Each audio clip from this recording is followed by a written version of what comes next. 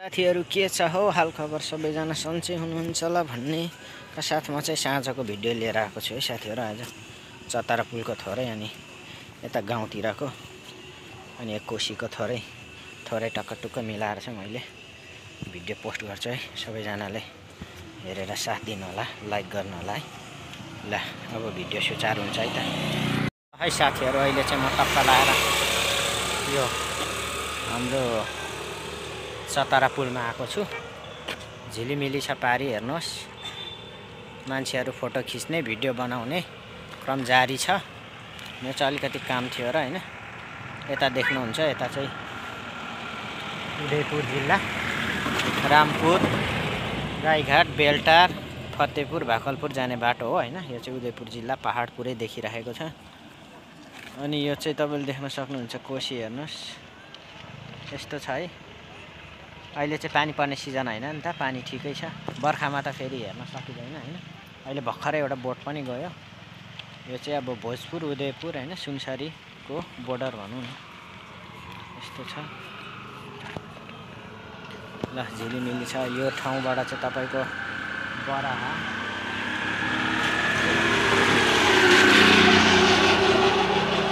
यो ठाउँबाट चाहिँ धरान, इटरी, अब विराटनगर जता गए पनि यो चाहिँ सुनसरी जिल्ला हो हैन।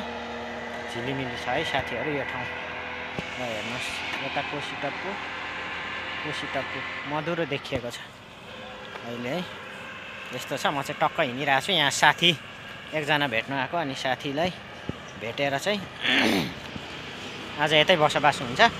केही कार्यक्रम पनि छ, हाम्रो कार्यक्रम पनि हुन्छ। अहिले साथी चाहिँ धरानतिर गएको छ क्यार, अब एकैछिनमा आइपुग्नुहुन्छ। त्यसपछि हाम्रो कार्यक्रमहरू अगाडि बढ्छ।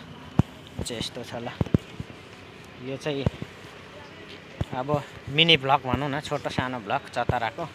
अब अरू त के देखाउन सकिन्छ हैन। यस्तै छ। ल धेरै समयपछि आयो, नत्र यो ठाउँ त मेरो लागि त अब नौलो भएन। तर पनि धेरै समयपछि आउँदाखेरि भिडियो एउटा खिचौँ न त भन्ने कुरोले एउटा सानो क्लिपको भिडियो बनाइयो। ल यो चाहिँ बत्ती रहेछ क्या, लाइट रहेछ, अनि अलिकति राम्रो देखिएको छ। त्यही भएर म यो वरिपरि बसेर तपाईहरुलाई जानकारी दिँदैछु हैन। यहाँबाट रामपुर चाहिँ 12 किलोमिटर छ हैन। अनि तपाईको धरान 20 किलोमिटर होला। इटारी त्यस्तै 20-25 किलोमिटर मात्र छ। एकदम रमाइलो छ यहाँ। मान्छेहरू चाहिँ एकदम फोटो खिच्ने, भिडियो बनाउने, टिकटक, फेसबुक रिल्स, युट्युब च्यानलमा हाल्नको लागि धेरैजना आउनु हुँदो रहेछ। अहिले पनि त्यस्तै छ। अनि विशेष बेहुला बेहुलीहरू पनि आउनु हुँदो रहेछ यो ठाउँमा है त। अब एकदम हैन, यो ठाउँबाट पनि खिच्न सकिन्थ्यो, तर मलाई अलिकति डर लाग्यो, अनि अलिकति भित्रैबाट खिचिरहेको छु। ल हेर्नुहोस्, कोशी यो चाहिँ 3टा जिल्लाको सिमाना हो क्यार, त्यो माथि हैन।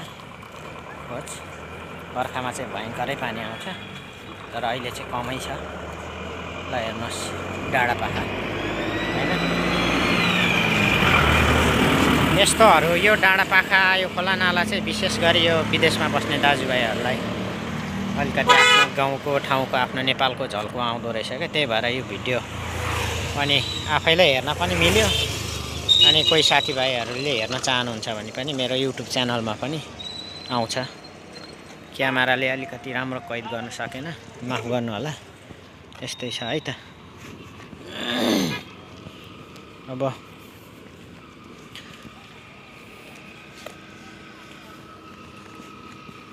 यो यहाँ आइसकेपछि फेसबुकमा रिल्स बनाउने पनि अब यही भिडियोबाट काटेर हाल्ने हो, अनि टिकटकमा पनि यस्तै भिडियोबाट काटेर हाल्ने हो। अब टिकटक बनाउने, रिल्स बनाउने चाहिँ अब क्यामेराम्यान छैन, अनि एकजना चाहिन्छ नि त साथी। त्यो नभएको कारणले अब सबै कुरा यसबाटै आउँछ है। ल यो चाहिँ विशेष युट्युबलाई पनि हो। अहिले बोटहरू 4-5वटा तल रहेछ बोट। म तपाईहरुलाई बोटको पनि के भन्छ, यो पानी जहाज हो कि बोट हो, त्यसको भिडियो यहाँ तल रहेछ। 2-3वटा मासतिर गयो, साह्रै रमाइलो रहेछ। यो पारी चाहिँ उता जाने बाटो, धरानतिर जाने बाटो। लाइटहरू जडान गरेको, सफा चटक्क परेको हैन।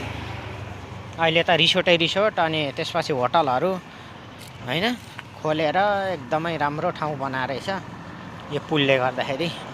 यो पुल नहुँदा त यहाँ केही नै थिएन पहिला हैन। पुलले गर्दा धेरै राम्रो भएको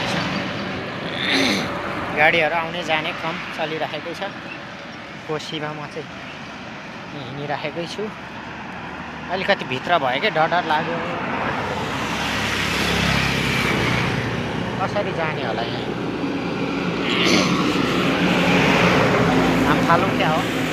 पुलिसले देख्यो भने फेरि गाडी बाइक त होइन, फाइन त तिराउँदैन होला। त्यही पनि उता छिर्दिउँ कि क्या हो? यहाँ टेकेर भनेको नहुने रहेछ। यो उत्रिनै सकेन। एकछिन क्यामेरा राखेर फाल्नु पर्ला जस्तो छ।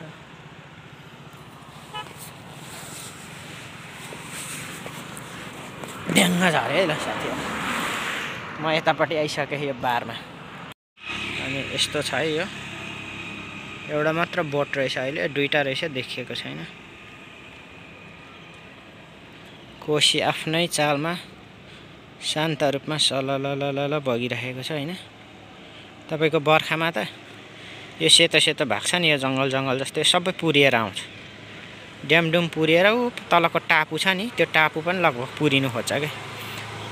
त्यस्तो हुन्छ बर्खा टाइममा चाहिँ।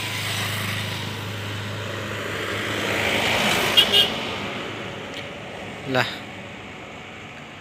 यस्तो छ है साथीहरू, कोसीको पुल चतरा लाइन भन्छ क्या र। यो बाटो यस्तै भइहाल्यो। यहाँ अस्ति भर्खर पनि एकजना के भन्छ धरानको अलिक निकै ठुलै मान्छे हाम फालेर, त्यहाँ पनि रहेछ एउटा बोट, हाम फालेर उहाँले चाहिँ आत्महत्या गर्नुभयो अरे। यहाँबाट यतैबाट होला, यतै छेउछाउ कताबाट हाम फाल्नु भयो अरे। आत्महत्या के भन्छ अब त्यो, हाम फाल्यो भनौँ न। अनि त्यही भएर मलाई चाहिँ अलिकति यता हिँड्न डर पनि लागिरहेको छ होइन। अब उता जाउँ पनि निकै टाढो छ। ऊ पारिबाट गाडी आइरहेको छ। कहाँबाट आयो है यस्तो दामी? ल पहाडको बिचै है गाडी सरररररररर हिँडिरहेको छ। ल दिउँसोमा कस्तो हुन्थ्यो, रातिमा चाहिँ यस्तै छ। म यहीँबाट जानु पर्यो। अब यहीँबाट म पारी लागेँ। डान्स गरिरहेको रिसोर्टहरू दामी ल डान्स भइरहेछ। रिसोर्टहरू दामी यता रिसोर्ट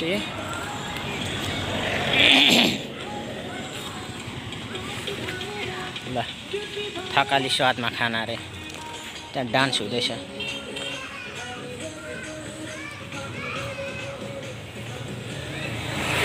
साथीहरू म चाहिँ बाटोमा हिँडिरहेको छु यसरी, एक्लै छु।